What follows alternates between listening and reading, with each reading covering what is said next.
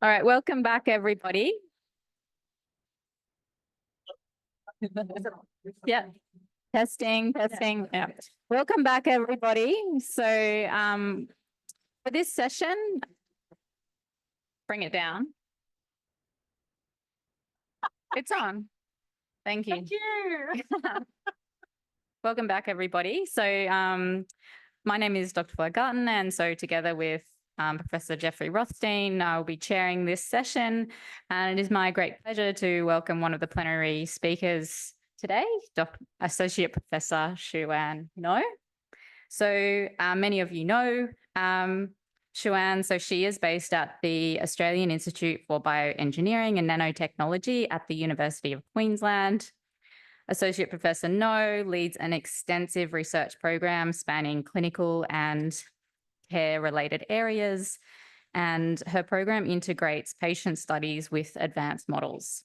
So this includes stem cell-derived neurons, physiological and digital technologies, and among her seminal contributions in MND research is her groundbreaking work on metabolic changes in MND, and this has been successfully translated into a clinical trial, demonstrating her commitment and long-term vision to making a tangible impact for those with MND. So Associate Professor No, as many of you would know, she is incredibly generous with her time, not only to families affected by MND, but also the MND research community here in Australia and internationally. So she's inspired and mentored and recruited a number of researchers to the field, and her outstanding contributions have been recognised recently with a Lifetime Achievement Award from MND Research Australia, so honouring her extensive work both locally and internationally. So without further ado, please welcome Associate Professor No. Thank you, Fleur. Can you hear me if I speak like this? You can hear me? Thanks, Fleur. Thank you to the organising committee for inviting me to present at this wonderful forum. And today I kind of want to tell a story about some of our work that's tried to address the translational challenge and to begin to, show that maybe preclinical models do meet the needs of translational research in ALS MND. But before I tell you our story, I just want to thank all of these people. We are the No Stain Labs.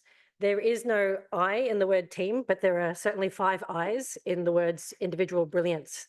And each of these individuals are individually brilliant. They bring their own skills, expertise, and knowledge to the team, and that allows us to do what we do up in Queensland. So what do we do in Queensland? Flo kind of touched on that, and it's really a whole breadth of research that spans the clinic into the preclinical setting.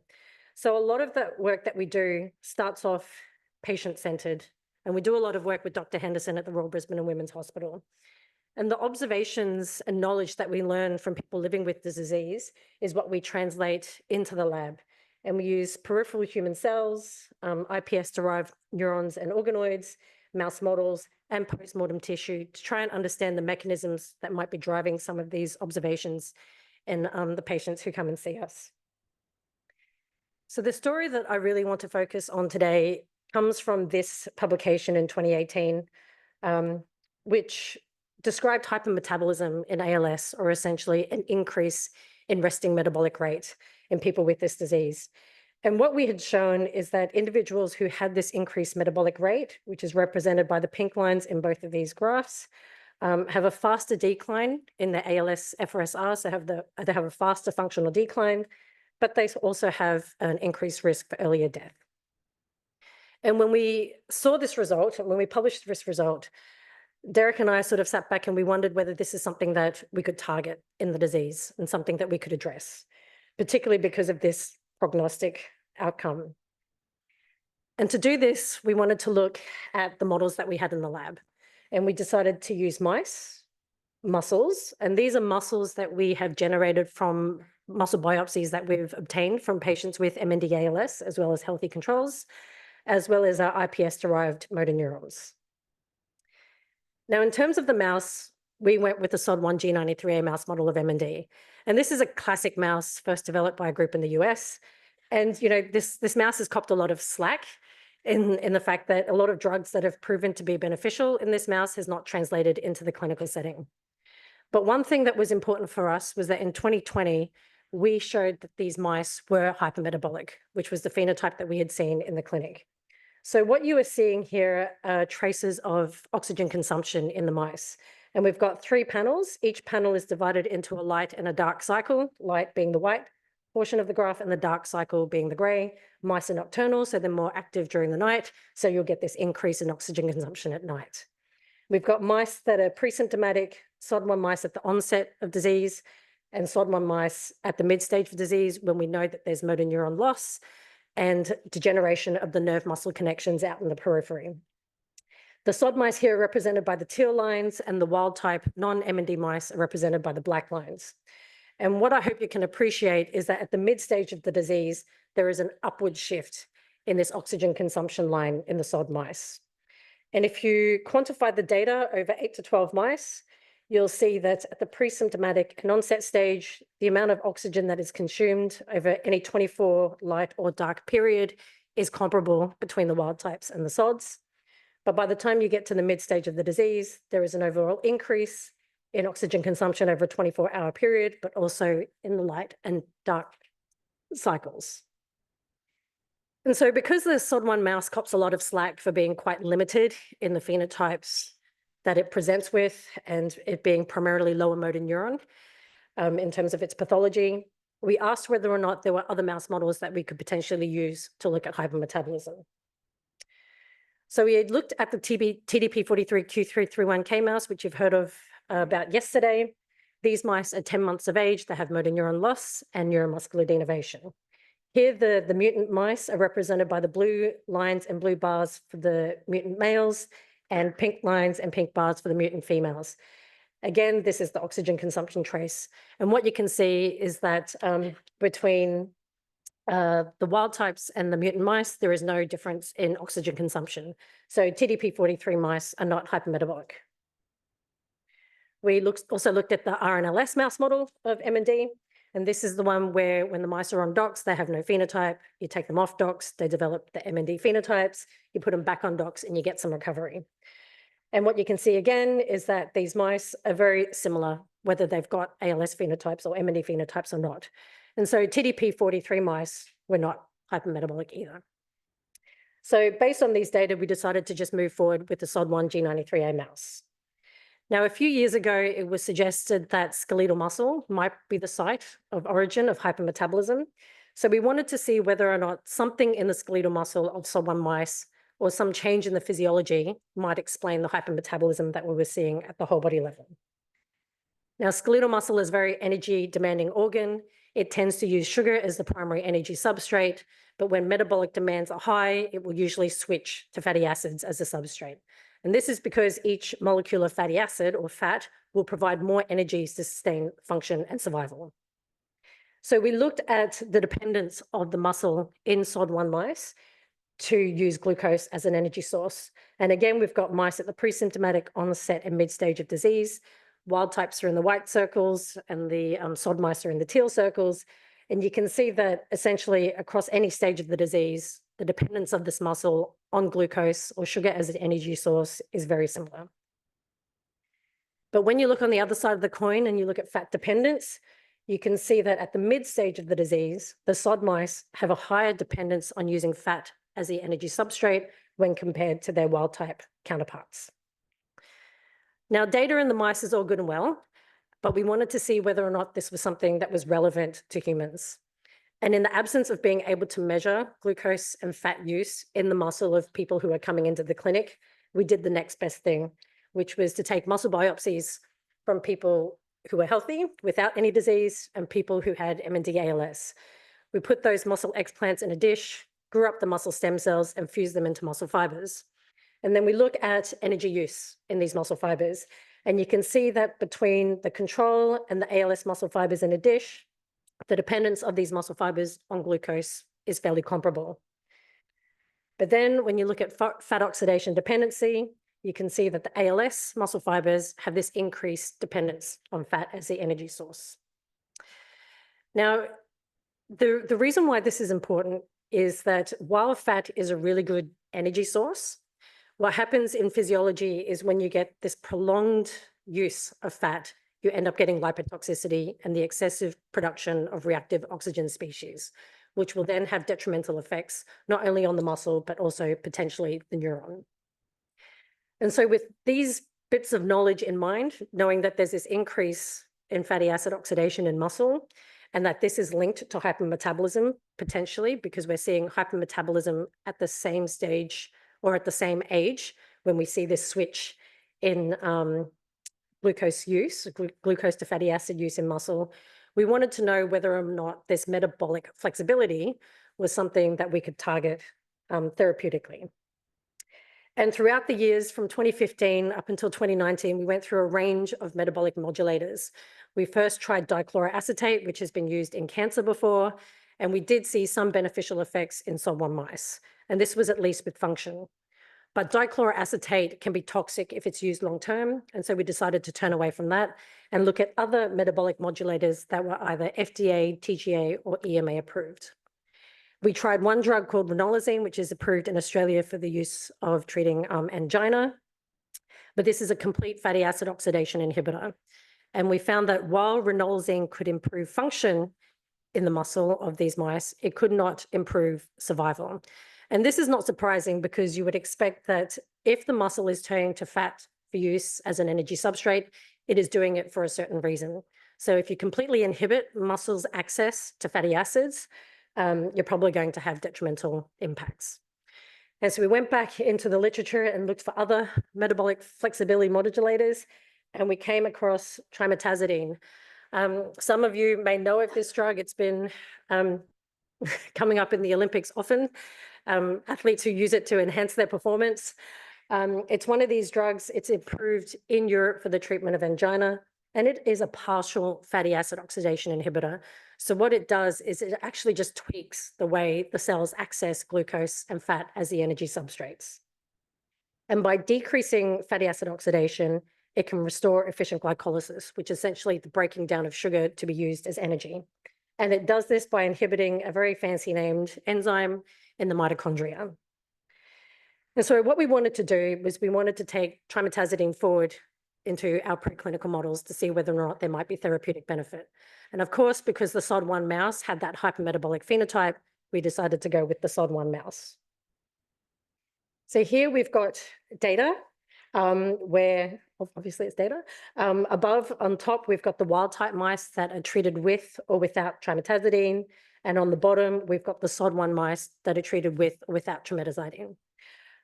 These mice received treatment at the onset stage of disease. We wanted to do something that was potentially more clinically relevant. So we initiated treatment when the mice had ALS MND phenotypes. And what you can see here is that the mice that were receiving treatment, which is represented by the mustard colored lines, the energy expenditure is just actually lower than the mice that aren't receiving treatment. So on the left, you've got the males, on the right, you've got the females. And overall, what we are seeing is that this drug is preventing the onset of hypermetabolism in these mice. And that's all good and well. That's a nice physiological readout. But what's happening at the level of the spinal cord? And is there any change in pathology that we can see? And so this is data from the spinal cords. We've got representative sections from the wild type mice, SOD mice, and SOD mice that are treated with the compound. And we've got 120 days, which equates to the mid-stage of disease when mice are hypermetabolic and have that switch in energy use. And we've got 150 days, which is towards the end stage of the disease for these mice. And what you can see is that when you quantify the data of the number of lower motor neurons in the lumbar spinal cords, that the treatment with the drug actually attenuates the loss of these neurons. So you get improved motor neuron survival, both at the mid-stage and the end stage of the disease. So if you can reverse or prevent hypermetabolism in these mice, and you can improve motor neuron survival, does that do anything for the overall survival of the mice? Does anyone want to take a guess? No, no one wants to guess? Okay, I'll tell you. So this drug actually extends survival in the SOD1 mice. Again, on the left, we've got males. On the right, we've got females. The treated mice are in the mustard lines, non-treated mice are in the blue lines. And you can see a shift towards the right in the survival curve. And so this was really exciting for us, perhaps the most exciting piece of data that came from this work. And as we all know, with a lot of the drug development grants that are coming through or any projects, you need to do more than just prove some sort of therapeutic benefit in mouse models, because a mouse is a mouse and a mouse is not a human. So what we wanted to do was to look at iPS-derived motor neurons. So in collaboration with Brad and Chris here, we took on their protocol and modified it a little bit in our hands, because protocols tend to change across labs. And we've been able to generate iPS-derived motor neurons from iPS lines from 4 healthy control donors, 4 MND donors, either sporadic with FTD, C9, also 1 gene variants. And we've made a TDP43 CRISPR line with A382T mutation and its isogenic control.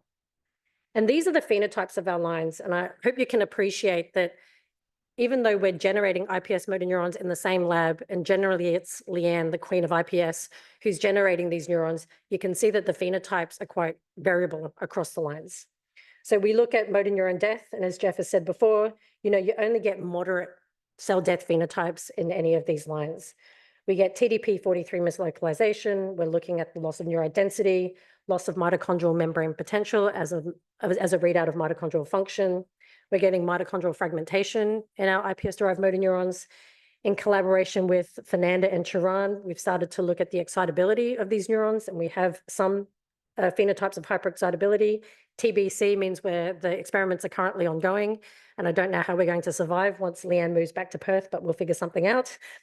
And then more recently with Adam and Shyuan, we've been looking at differences in autophagy and defects in autophagy in these lines. And so taking this forward, I guess the most simplest experiment was to throw some trimetazidine on iPS neurons and see what we get. So this is just some very simple motor neuron survival data. If you did some eyeball science like I did when I first got these images, I was like, okay, there's no difference. But with the subtle survival phenotypes that we see in these lines, Leanne decided that eyeball science wasn't good enough. So she went back and she trawled through all of the images on the high throughput imaging that we took of these cultures. And she quantified the number of motor neurons that were surviving in these cultures. So this is an MND line. We've got DAPI for the nuclei and CHAT as the marker for the motor neurons. And you can see that in response to the tremetazidine treatment, there is a slight increase in survival of these MND iPS-derived motor neurons. So this is all very promising. We've got motor neuron survival here in response to the drug. We've got extension of survival in our MND mice. So the next question was, is this something that we're ready to move into the clinical setting?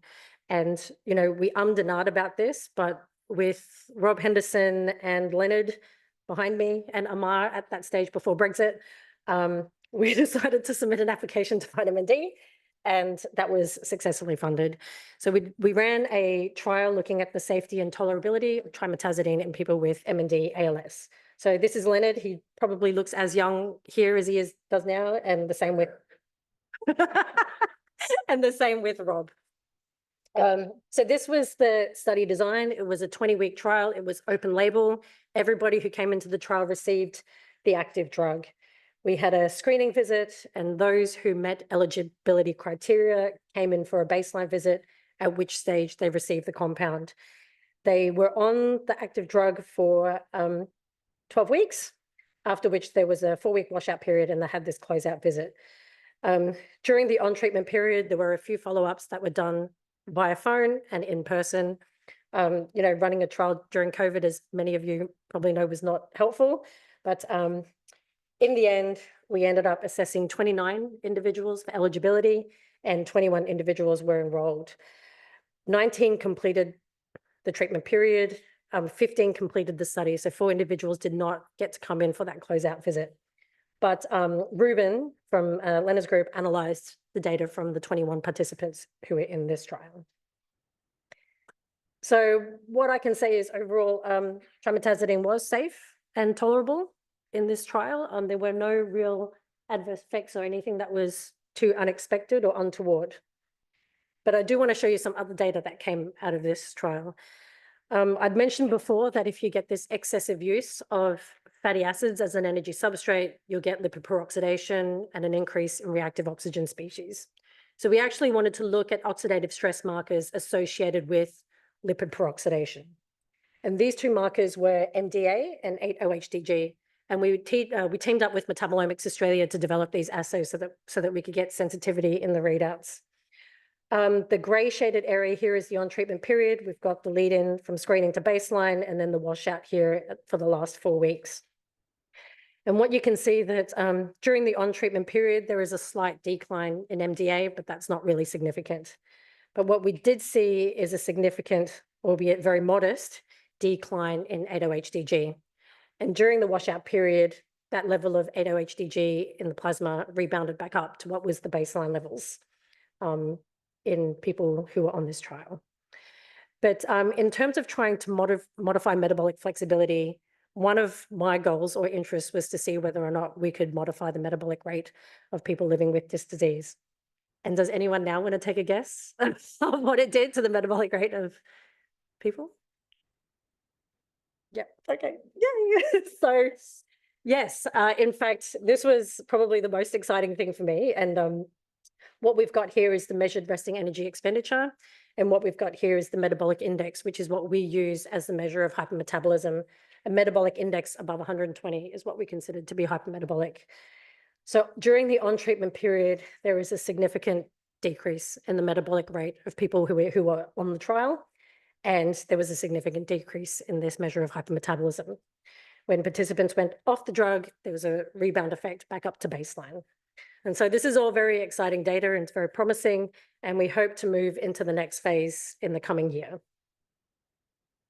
So the concluding remarks are that disease models can or are useful for drug testing in MND-ALS, but it's important to note that disease models are variable, and so you really need to pick the ones that are best suited for your research questions. This is why we only went with the SOD mice. A lot of people asked about TDP-43. This is the first time I've shown the hypermetabolism data in the TDP-43 mice, so those were just not viable for our study. And I think the most important thing is that if you compare the research that you're doing in the preclinical models with observations that you're seeing in the clinic, that's what is going to be important in terms of expediting therapeutics into clinical trials. And we are happy to provide the resources that we have here for collaboration, not just the IPS, but also the muscle human stem cells. These are some of the phenotypes that we're getting from these muscle stem cells when we're turning them into muscle fibers in a dish. And the reason why we're very open to sharing these is when research participants have donated these samples for research, they've done it under the understanding that they will be shared openly as a resource to find the cure for this disease. And so with that, I'd like to acknowledge everyone who's been involved previously, currently, and anyone in the future who will be involved in our research, the funding bodies, but of course, the people living with MND and ALS who have contributed to our studies. This is an image of one of our research participants as seen through the eyes of his 3-year-old daughter who came with him to the research visit.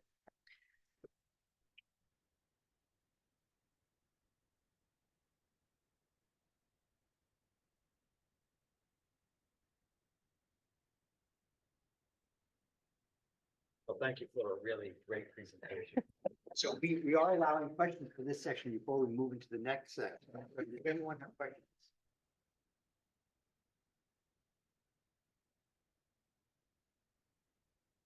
Fantastic story, Shu. It's great that you've got trimetazidine this far. My question is, what does it act on to treat angina? And if you were to treat TDP C9 mice and you saw an effect on survival, could you attribute that to the on-target effects? Yeah, you know, irrespective of the hypermetabolism. Yeah, I don't think hypermetabolism is what the drug is actually working on. For angina? Yeah, well, no, in angina, it's modifying substrate use in the cardiac cells. So it's improving it's improving energy production under conditions of low oxygen supply in angina. Whether that is what's actually happening in MND-ALS, we don't know. And so as these trials are running, we're still doing a lot of preclinical research in the lab to try and figure out how trimetazidine is actually exerting these beneficial effects. I would love to be able to put this into TDP-43 or C9 mice, but at this point in time, I don't think there is a TDP-43 or C9 mouse that I would like to invest the funds and time into to see whether or not there's going to be this beneficial effect. Because what we've seen in the human patient muscle data is that regardless of the gene mutations, we're getting this change in substrate oxidation. And in the clinical trial, although we don't have the data on hand, we could go back to see whether or not the effects could be due to certain gene variants. But I think that's something that will come later on. Thanks, Jeff. Great. Other questions?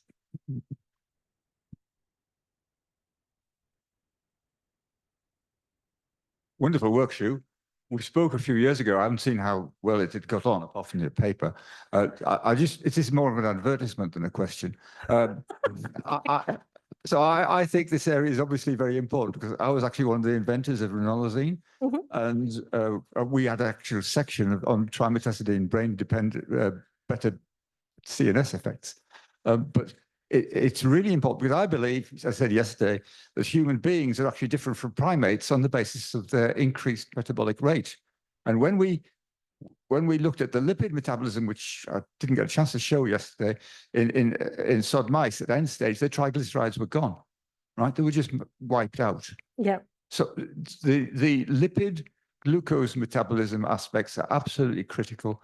And the fact that sports science has now revolutionized this with lipidomics and trimetazidine is used, therefore means it does have major effects on human physiology, right? So, it is, as I'm saying, it's an advertisement rather than a question. Okay. But Can you get trimetazidine for us then at a lower cost? Please. I don't. It'll serve you to do it. I have to go in and I'm actually having a discussion with them in 2 weeks' time. So yes, I'll try and get Okay. them. Right? That would be great. Thank you. Thanks. Next If question. anyone can get it at a lower cost, that'd be fantastic. Back there. One else? Yeah, there are two more questions, please. Thanks, Shu. That was a fantastic presentation. So I've got a question in regards to the motor neuron survival that you showed one of the slide, the motor neuron count. So you increased the concentration from 0.1 to close to 1 millimolar, but you didn't see there wasn't no sort of dose response effect. How do you envisage that's going to translate into clinic in terms of how much of the drug you need to get there? Is that going to have a beneficial effect? Yeah, that's a question that we'll ask in the next trial. So the first trial, we used the modified release tablet, which was just 2 tablets, the maximal dose that people usually take for angina, but we're going to modify the dosing for the next trial. Shu, thank you. It's a really interesting story. I wondered, what is the target cell? Is it muscle? Is it lower motor neuron? Is it upper motor neuron? Is it all 3? Do you know? I wish I knew. Well, I think we've got some studies ongoing in the lab at the moment looking specifically at muscle. It seems that there is an effect directly on the motor neurons. Steph is growing some organoids, which will have motor neurons, astrocytes, but I don't think using organoids would be helpful because you've got that whole mix of cells and you don't know where the drug is acting. But then again, cells in isolation aren't going to be helpful either because that's not what happens in the whole body system. So I think it's going to be hard to tease apart directly which cell this drug is having an effect on in vivo. So I would just quickly follow up. One, does it really matter? As long as it's useful. I don't know. Maybe. No, and really in a practical way, when we give drugs, we can't say it's going to go to the brain versus muscle. And given the vast majority of metabolism is muscle versus brain in a whole human being, you might suspect that this is much more of a muscle effect. The reason that's important has to do with clinical trial design, because if people are reading out neurofilament, well, fixing muscle may not touch. And that's an important caveat. So don't expect necessarily to change neurofilament in the trial, care more about the biology. And there's other drugs. In the history of ALS, the last one that was like that was Cytokinetics drug, which affected contractility and there shouldn't in principle have a neurofilament. So this may come up in later discussions, but not every drug is going to affect neurofilament. I This agree. may be a good example. I agree. And I'm worried that Andrea is going to ask me about that. Is he? Are you?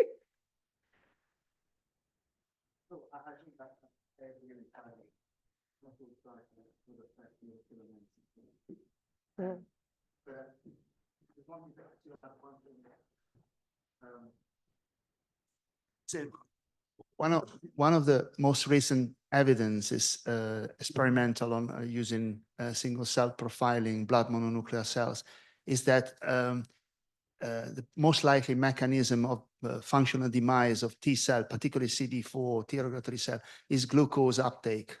So, and this is behind a lot of work being done on immunosenescence, and so that could be also another level. Yeah, that's the interest of my PhD student, Steph. She's looking at the immunometabolism side of things. So yeah, we might come and talk to you. But we will look at neurofilament in the next trial, and I'm not sure what to expect with it. Well, we want to thank you. Thank you.